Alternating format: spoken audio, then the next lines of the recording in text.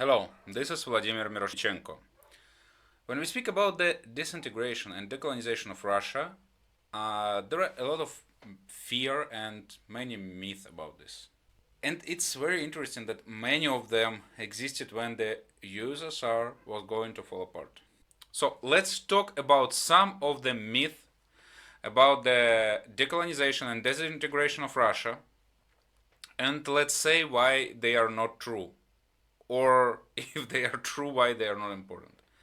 And the first myth is that if Russia falls apart, what will happen with the nuclear weapons? Like, there will be a lot of countries have the nuclear weapons now, etc.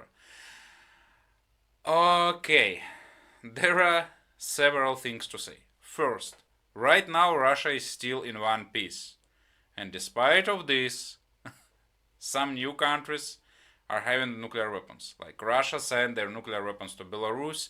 I understand that their nuclear weapons are completely controlled by Russia, etc. But anyway, there weren't the nuclear weapons in Belarus. Now there are. So how about this? Second, that if we speak about the new countries that will be independent from Russia, some of them have the movements for independence. They kind of represent those countries where they don't have the government, and almost all of them already said that they don't need the nuclear weapons. For example, if we speak about our movement, the coordinating council of Circassia, we already said that, like our the president of our council, Beslan Kmuzov, already said in the last forum of the Free Nations of post-Russia, he declared that we refuse to have any nuclear weapon. And the same happened to the great majority of the countries of the post-Russia. The only exception is Far East Independent Movement of Green Clean, but it's not that they want to conserve the nuclear weapons. We are talking about the Far East Republic. It's very close to China. So what they are saying that they can get rid of nuclear weapons if they will have some military bases of NATO or Japan or, for example, South Korea. So if they have some protection of China. And I think it's completely okay. It's not so difficult to put there some protection. And even if we speak that, okay, they will conserve the nuclear weapons, maybe the same will happen to Siberia. So there will be two countries instead of one. And it's not so probable that probably there will be no countries of post-Russia that will have nuclear weapons. But if we speak about the worst case scenario, anyway, it's not worse than now. The second myth, some countries might have a dictatorship. So they get independence from Russia and now they have the dictator regime, like for example happened to some post-Soviet countries, like for example Turkmenistan. Okay, first of all, of course there will be some countries that will have a dictatorship. I have no doubts about this. Like after the fall of the Soviet Union, at least we have Turkmenistan that is almost like North Korea, and it's questionable about some other countries. Well, we have Belarus, and it's very questionable, for example, about Azerbaijan and some Asian countries. Kazakhstan had a dictatorship during many years. Now it's pretty democratic. And of course, Russia has a dictatorship. But some countries became a dictatorship, some countries became a democracy. What about the Baltic countries that are completely democratical? What about Ukraine? What about Georgia, where there are some questions, but anyway, it's mostly democratical country. So that's first. Right now, Russia is completely one dictatorship.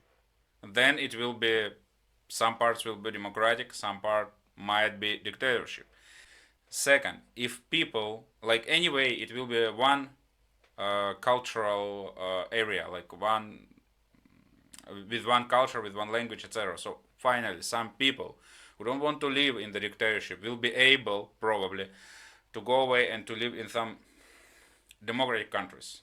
Let's not think only about people who live there. Let's think about the world.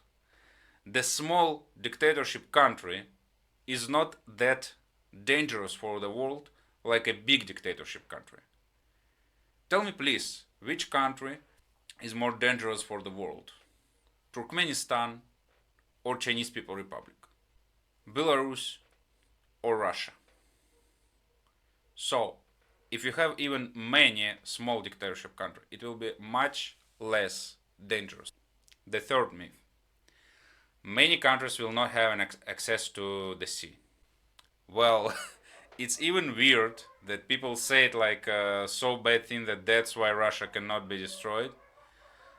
It's weird, but it's so common that people say, look, there will be a lot of landlocked countries, like a lot of countries that will not have the access to the sea.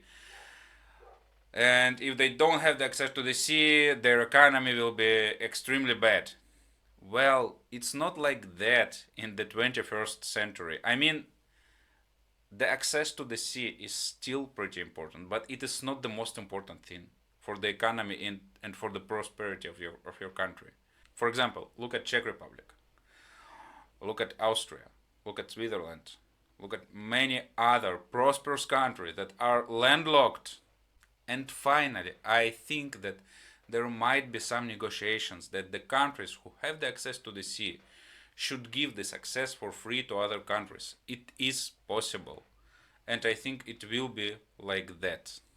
No one is going to put the walls on the borders between the new countries. It will not be like they are now in different planets. They will still have the access to each other. It will not be such a big problem. The fourth myth, that the economy will be destroyed because of the destruction of economical relationship. That if you have, for example, one factory in one region and another factory in another, and you buy things from one to another, and now they're in different countries, then yeah, now they cannot have trades. Sure, like they cannot just send their products. Again, we are not talking about putting the borders. Even more, I mean, the borders like walls. Even more, I think that it will be much easier for some companies, for some businesses in the new countries to commercialize, to be in the relationship with each other, because they will not have to do everything through Moscow. Because now it's like everything that you do has to be controlled by Moscow, and now it will be completely direct. So again, I don't know why this myth exists, but if you will ask, I mean, please let the comments. If you agree with what I'm saying, just let the comment. If you don't agree, just ask more questions. Maybe I will answer in the comments. Maybe I will make some new videos with the explanation.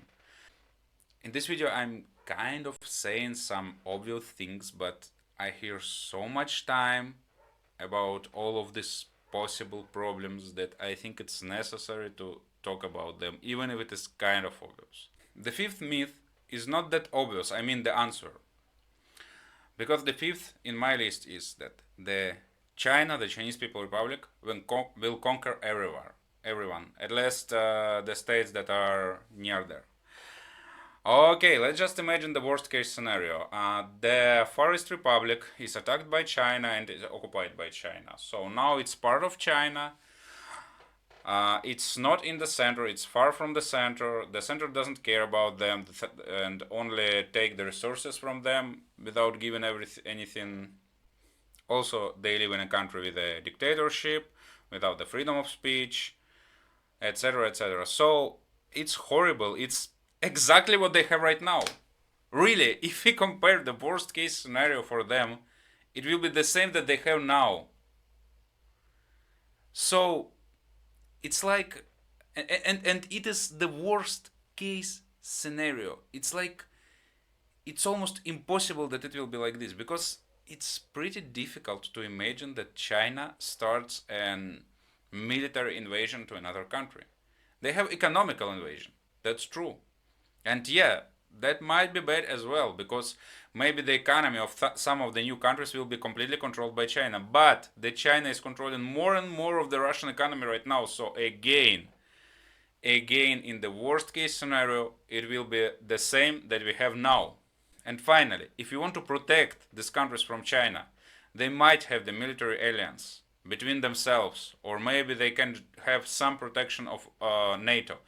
And anyway, it will be much cheaper than have the problem with Russia, which is just trying to destroy Ukraine and which will try to destroy some other country if it still exists. Well, I hope that I answered some of the questions that people have about the decolonization and disintegration of so-called Russian Federation. If you have more questions, let it in the comment. Thank you for watching. Don't forget to subscribe. Also, subscribe to our Telegram if you have Telegram. And see you soon. Bye.